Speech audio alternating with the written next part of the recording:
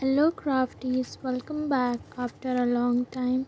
I hope your day is going great. So today I'm making October theme journal. It's a vintage journal. I know it's quite late for October journal, but here it is.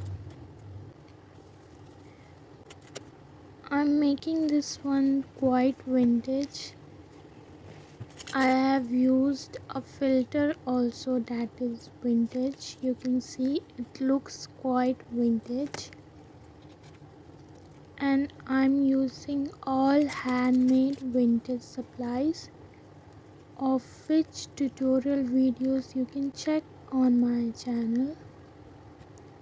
They are very easy and fun to make. All supplies you can make at home and then journal with it. That's it for today. I hope you enjoy watching the video and I loved making it. Thank you so much for watching. Stay tuned for more and don't forget to subscribe for more such videos.